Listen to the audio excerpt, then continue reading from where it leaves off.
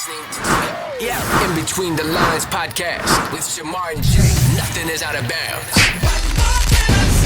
Yo, it's the In Between the Lines podcast. I'm Shamar. That's Jay. You are the Pod Squad. Thanks for liking and subscribing. Jay, here we go again. what's going on? Oh, man, great week, man. Let's make it work. Great week. That's word. What's on your mind? Let's get right to it. Yeah. Hey, man, I want to touch this, man. I don't like it. My city, Philadelphia, Septa transit system, major cuts that was looming are now in effect. You have over 700,000 transit riders every day using Septa. The cuts that just took place is going to cripple the economy in Philadelphia. Put a lot of people in some tough situation and getting to work, picking up kids from school. Just the whole public transportation will be affected to some degree. And I don't want to talk the numbers and the cuts, within the budget in Philadelphia as far as the city, the overall city and the budget. Because a lot of that money that Septa gets is from the state. It's funded by the state. So for them to go ahead and perform these cuts, man, it hurts the city and the typical Philadelphian who's trying to move around to get to work, pick up their children, and be wherever they need to be. This is major, man. It's a big blow, bro. Shame on Philly for this. The state do need to step in. The city is trying to rally around the mayor to get more money to put back into the system so Septa can get back to pitting them cuts, basically eliminating them cuts, man. I just think it needs more support because the effect of that city and that economy, it's going to take a major hit, bro. So, Septa almost goes on strike all the time. And always they go on strike every contract and want more money. Eventually, the chickens is going to come home and roost. And that's what they're doing. Right now, all these in New Jersey Transit, Septa, are funded by the state because they don't make money. So when your business doesn't make money, you're relying on other people to help you. So in order for that, number one, they need to raise the fares. Okay. And if you want to keep these certain routes, then you have to pay exorbitant amount of money. I mean, it ain't exorbitant, $5 a ride or something, which in today's time is cheap. I just think asking the state, most of these governments to me are ran on an old school fiscal type pattern. And I think today in modern times, these states and these programs need to find different ways to earn money.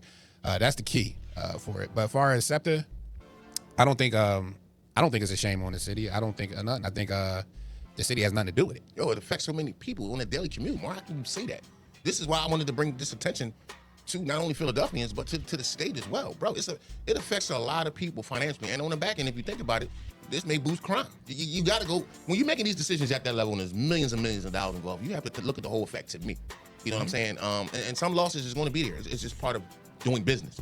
But I don't think you will want to cripple or lose your potential on the back end of making money. So I would say increase the fares. You know what I'm saying? As trying to help some of that. But when you're talking about the city's economy, it will take an effect. People can't get to work. Kids can't get to school on time. Like this is going to be an issue in the long run. So this is what I'm saying. Like I'm asking the legislature and the state officials to figure this out.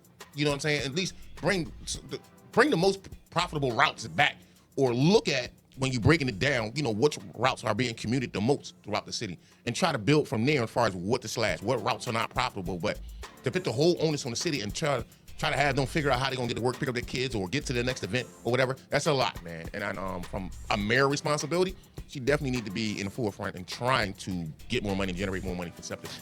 Yeah, I don't believe I think Cheryl Parker is doing a good job. I don't think this is on her. Again, this is a state. No, it's not on her. It's a state legislation thing. I think they did take. I don't think they cut the routes that made money. I think they cut the fat. They trimmed the fat on what wasn't cost effective for it. I think they did all that, what you were saying, doing. And it's just times is hard. Got to think about the people, man. The people, because we make the world go round. Y'all need us like we need y'all. So again, it's going to be a constant effort to try to.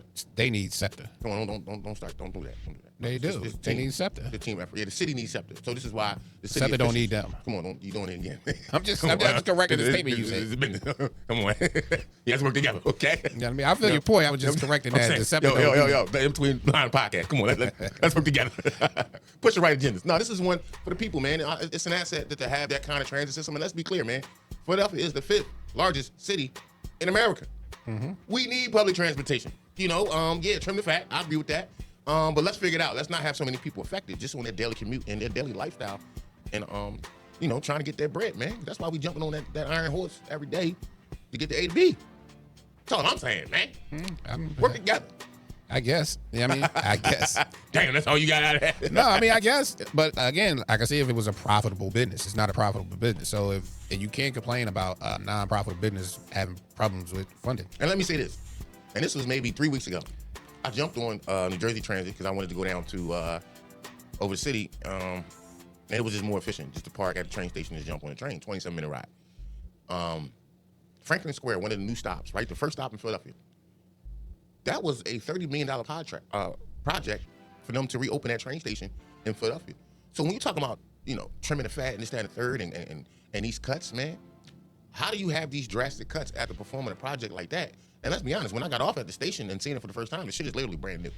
It's gorgeous. But the reality is this. You got these great landmarks in the city, and we talking about slashing some of the stops and the routes. So why make the investment? I'm a little lost by that because that $30 million could have went back to Septa for them to take that money and redirect it in another location of the budget where it was needed. So from that standpoint, I don't understand that. Well, that's easy. How government and budgets work, you have to spend the money in order to get more money. It's a dumb premise of me myself working within the government as far as dealing with budgets and everything of school systems and everything. What the state does is they make you spend the money because if you have a surplus of money, you won't get the money going forward. So when you have one year, you might have an extra $30 million. Well, I can't hold what they say. You can't hoard that money and still give us money. There ain't no roll it over. Yeah, you have to spend that money. So that's how dumb. I think that's one of the dumb things that government does is instead of letting you hold on the money, they make you spend the money, and you need to be at a certain level in order to get considered funding. Which, like you said, in the long run, if you was able to hold on to that money and say, all right, well, we still get our money, well, we got $30 million in surplus, we could use that to trim fat, like you suggested.